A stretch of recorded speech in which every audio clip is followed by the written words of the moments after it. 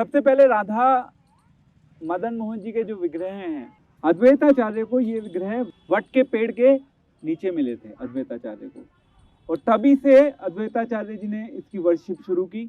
और अद्वैताचार्य ने अपनी इन विग्रह की वर्शिप करने के बाद इन विग्रह को पुरुषोत्तम चौबे को दिया, और पुरुषोत्तम चौबे ने फर्दर इन विग्रह को सनातन गोस्वामी को दिया।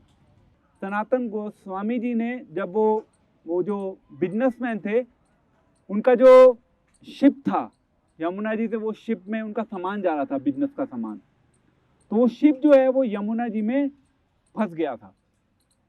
और जब वो शिप फंसा तो सनातन गोस्वामी ने वो रामदास कपूर से रिक्वेस्ट करी कि आप मदन मोहन जी से प्रार्थना कीजिए। तो उन्होंने मदन मोहन जी से प्रार्थना करी, उनका जो शिप था वो निकल गया, जहाँ वो फंसा था वहाँ से वो निकल गया। और फिर उससे रामलाल कपूर को बहुत प्रॉफिट हुआ, और उस प्रॉफिट से उन्होंने फिर 1580 में इस मंदिर का निर्माण किया।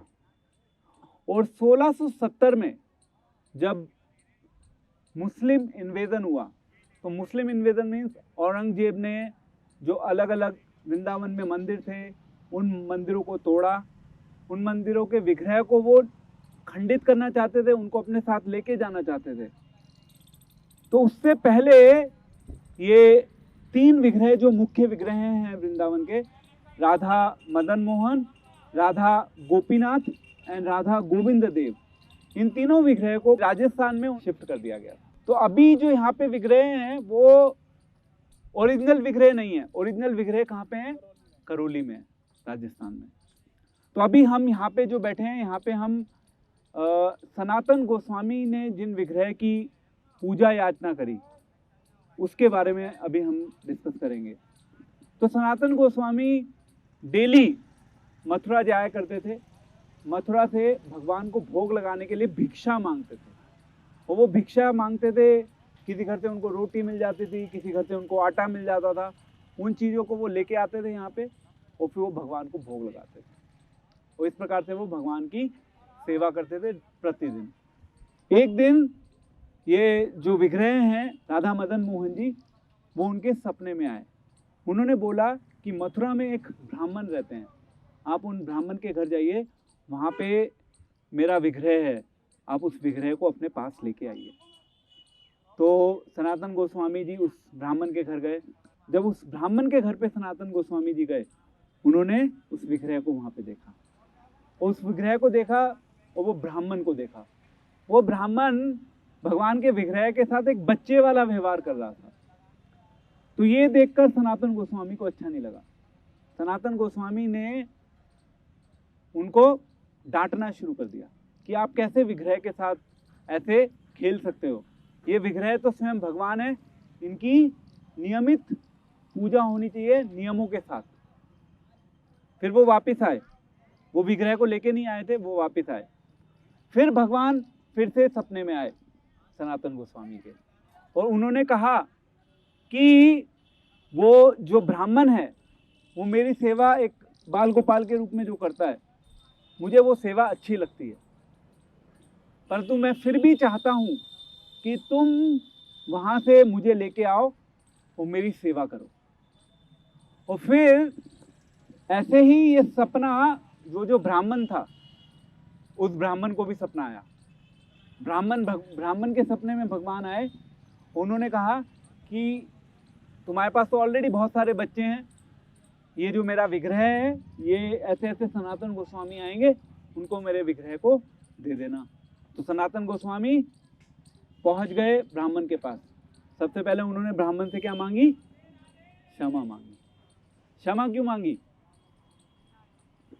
क्षमा इसलिए मांगी क्योंकि उन्होंने पहले डांटा था, परंतु भगवान ने फिर बताया कि मैं चाहता हूं कि मेरी सेवा इसी प्रकार से हो। तो भगवान को कोई प्रॉब्लम नहीं थी उस चीज में, और इसलिए फिर सनातन गोस्वामी को अपनी गलती का एहसास हुआ। वो गए वहाँ पे और उन्होंने देखा कि इस प्रकार से भगवान की वहाँ पे सेवा भी की जाती है, भगवान की पूजा भी होती है। और सनातन गोस्वामी को मन ही मन लगा कि मेरे पास तो भगवान को ना तो खिलाने के लिए कुछ है, ना भगवान को देने के लिए कुछ है। मैं भगवान को साथ लेके जाऊंगा, मैं क्या करूंगा भगवान का? तो भगवान ने कहा कि जैसे भी तुम मेरी सेवा करोगे, मैं तुम्हारी वैसी सेवा लेने के लिए तैयार हूं, बस तुम मुझे अपने साथ ले चलो। तो फिर सनातन गोस्वामी उस विग्रह को यहाँ पर लेके आए थे, वो विग्रह अभी यहाँ पे स्थापित है। तो ये जो मंदिर आप देख रहे हैं, यहाँ पे 2 मंदिर बने हुए हैं। इनफैक्ट एक पुराना मंदिर है जिसको औरंगजेब ने 1670 में तुड़वा दिया था और उस मंदिर को कंटेमिनेट कर दिया था, दूषित कर दिया था। इसलिए उस मंदिर में मतलब सेवा और मंदिर में पूजा नहीं होती, अलग से मंदिर बनाया गया क्योंकि वो मंदिर दूषित हो चुका था। तो अब यहाँ पे जो विग्रह हैं वो विग्रह प्रतिरूप बोलते हैं, यानी कि भगवान का प्रतिरूप, क्योंकि मेन विग्रह कहाँ पे है? करौली में। तो भगवान के प्रतिभू मूर्ति यहाँ पे है। तो प्रतिभू मूर्ति में और जो भगवान की मूर्ति है वहां पर करौली में, उसमें कोई अंतर नहीं है। तो सनातन गोस्वामी हमारे संप्रदाय के एक बहुत प्रमुख आचार्य हुए, जैसे हमने बताया था, रूप गोस्वामी एंड सनातन गोस्वामी। इन दोनों को ही चैतन्य महाप्रभु ने आदेश दिया था कि आप वृंदावन जाइए और वृंदावन में जाकर अलग अलग भगवान की लीला स्थलियों को ढूंढिए, भगवान के लिए ग्रंथ लिखिए, पुस्तकों को लिखिए। तो सनातन गोस्वामी की यहाँ पर एक तो समाधि है, और सनातन गोस्वामी ने जो मैन्युस्क्रिप्ट जो उन्होंने लिखा, भगवान के ग्रंथों को जो लिखा, वो भी यहाँ पर रखे हुए हैं।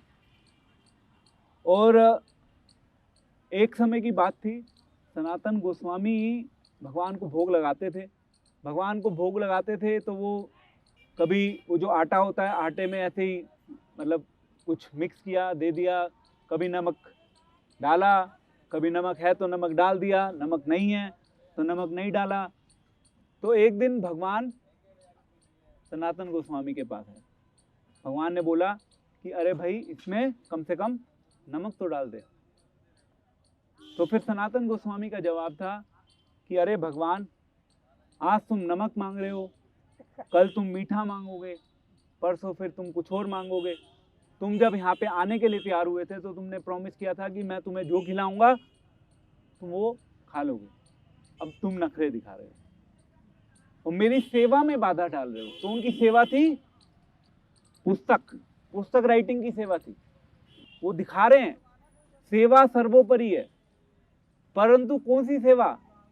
वो सेवा जिससे जन कल्याण हो सके, जिससे जीवों तक भगवान का नाम पहुंच सके, बाकी जीवों को भगवान की सेवा करने का अवसर प्राप्त हो सके।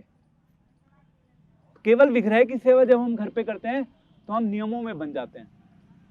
फिर हम केवल इस चीज का ध्यान रखते हैं कि हमें भगवान को भोग लगाना है, भगवान की आरती करनी है, सारा दिन इसी में निकल जाता है।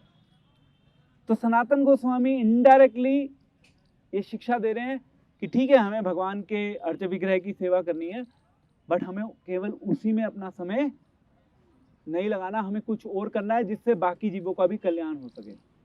तो हमारे आचार्यों ने अपने जीवन से हमें शिक्षा दी, हमें बताया कि हमें किस प्रकार से भगवान की सेवा करनी है, भगवान की भक्ति करनी है, उस भक्ति को बाकी दूसरे लोगों तक पहुंचाना है। ये बहुत महत्वपूर्ण है क्योंकि चैतन्य महाप्रभु ये चाहते हैं। तो यहाँ पे आप एक चीज इंपॉर्टेंट सीख सकते हैं कि जो भगवान को भोग लगाया जाता है, भगवान को भोग लगाने के लिए वो भिक्षा लेते थे, भिक्षा मांगते थे। तो यहाँ पे भिक्षा ऐसा नहीं कि केवल अपने पेट की पूर्ति के लिए भिक्षा मांगी जाती है। भिक्षा मांगी जाती है भगवान की सेवा के लिए। भगवान की सेवा उसमें सर्वोपरि होती है और फिर उसके बाद हम प्रसाद के रूप में उसको ग्रहण करते हैं।